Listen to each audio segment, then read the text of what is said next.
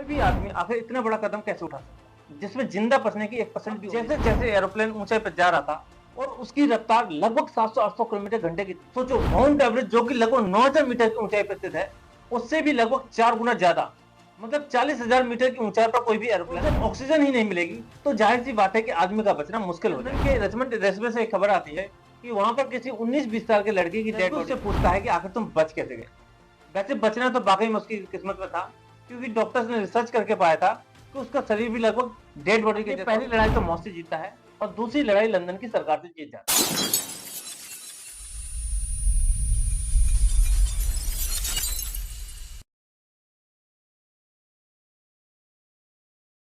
England के London शहर में एक एयरपोर्ट है जिसे हीथ्रो एयरपोर्ट के नाम से जानते हैं। वहां पर इंडिया का एक लड़का है जो टैक्सी चलाता है। उससे जो भी मिलता है बस एक ही प्रश्न करता है कि आखिर तुम बच कैसे गए। और एक दो नहीं बल्कि 28 सालों से उससे यही प्रश्न पूछा जा रहा था, क्योंकि कारनामा ही उसने कुछ ऐसा कर दिखाया था कि लंदन की पूरी सरकार, अदालत, सिस्टम सब हिल चुका था। कोई भी आदमी आखिर इतना बड़ा कदम कैसे उठा सकता जिसमें जिंदा बचने की 1% भी उम्मीद ना हो।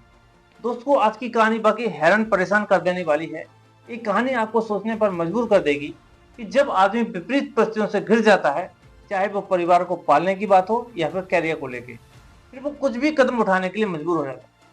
इतिहास गवाह है कि जब जब आदमी के जीवन में विपत्तियां आई हैं, तब तब उसने उसका डटकर मुकाबला किया है और सफलता पाई है। ये कहानी स्टार्ट होती है सन 1996। नॉर्थ इंडिया में एक स्टेट है पंजाब। दो भाई थे, प्रदीप सैनी और विजय सैनी, जो कि पंजाब के ही रहने वाले थे। पंजाब पुलिस से बचने के लिए, जो कि करीब एक साल से उनका पीछा कर रही थी, दोनों भाई विदेश भागने की योजना बनाते हैं। पंजाब एक ऐसा स्टेट है जहां से लाखों लोग विदेश में जाकर शिफ्ट हो चुके हैं। एक रिपोर्ट के अनुसार पंजाब से हर साल ऑस्ट्रेलिया, यूरोप, कनाडा और अमेरिका जैसे देशों में जाने वाले लोगों की संख्या लगातार बढ़ रही है। दोनों भाई हर उस घर में जाते हैं जिनके घर से कोई ना कोई विदेश में रहता है, पर कोई भी उनकी मदद नहीं करता है। ऐसे में मदद ढूंढते ढूंढते उनको एक दिन एक एजेंट टकरा जाता है। और इन दोनों भाइयों के पास इतने पैसे नहीं थे कि वो फ्लाइट का किराया दे सकें, और ना ही कोई डॉक्यूमेंट या पासपोर्ट। जो कुछ पैसे थे वो एजेंट को दे चुके थे।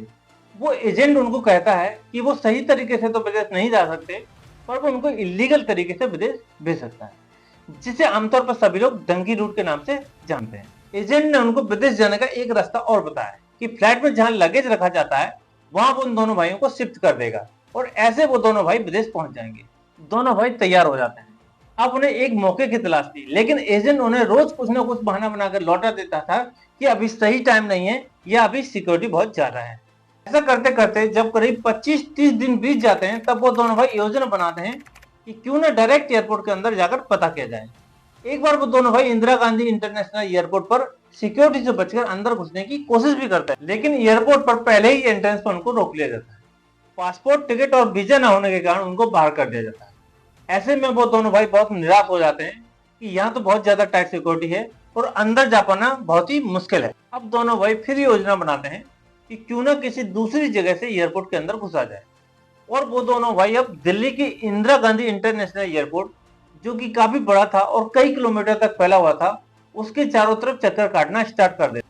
इतने बड़े एयरपोर्ट पर हर जगह बाउंड्री वॉल या फेंसिंग तो थी, पर हर जगह सिक्योरिटी का होना पॉसिबल नहीं था। इसी का फायदा उठाकर वो दोनों भाई एक दिन ऐसी जगह खोज ही लेते हैं जहां से वो एयरपोर्ट के अंदर जा सकें। वो कई बार उस जगह से एयरपोर्ट के अंदर बाहर जाते हैं और पता करने की कोशिश करते हैं कि आखिर वो कौन सी जगह है जहां से कनाडा या ब्रिटिश एयरवेज की फ्लाइट रनवे पर। आखिर एक दिन उन्होंने वो जगह भी चिन्हित कर ही ली जहां से ब्रिटिश एयरवेज की फ्लाइट उड़ान भरती थी। एक दिन वो दोनों भाई रात में करीब 1-2 बजे थोड़ा बहुत खाने पीने का सामान रखकर फिर उसी जगह से एयरपोर्ट के अंदर घुसते हैं। वो दोनों उस जगह पर पहुंचते हैं जहां से ब्रिटिश एयरवेज की फ्लाइट को उड़ान भरना था। दोनों भाई रात के अंधेरे में ग्राउंड स्टाफ की यूनिफॉर्म पहनकर सिक्योरिटीज को चकमा देते हुए आखिर उस ब्रिटिश एयरवेज की फ्लाइट बोइंग 747 तक पहुंच ही जाते हैं, जो लंदन की तरफ उड़ने के लिए तैयार है। क्योंकि प्लेन बहुत बड़ा होता है, इसलिए उन्हें अब एक ऐसी जगह की तलाश थी जहां दोनों भाई बैठ सके। वो दोनों भाई लैंडिंग गियर के पास थोड़ी सी जगह में जाकर बैठ जाते हैं। प्लेन में लैंडिंग गियर वो जगह होती है जहां से पिछले पहियों को टेक ऑफ के बाद अंदर और लैंडिंग के समय बाहर किया जाता है। टेक ऑफ के बाद भी इतनी जगह रह जाती है जहां आसानी से एक आदमी बैठ सकता है। लैंडिंग गियर के एक पहिए की तरफ बड़ा भाई बैठ जाता है और दूसरे पहिए की तरफ छोटा भाई। अब प्लेन रनवे पर उड़ना स्टार्ट करता है। प्लेन के इंजन की बहुत जोरों से आवाजें आ रही थी, फिर भी दोनों भाई आपस में बातें किए जा रहे थे कि वो आराम से बैठ गए या नहीं।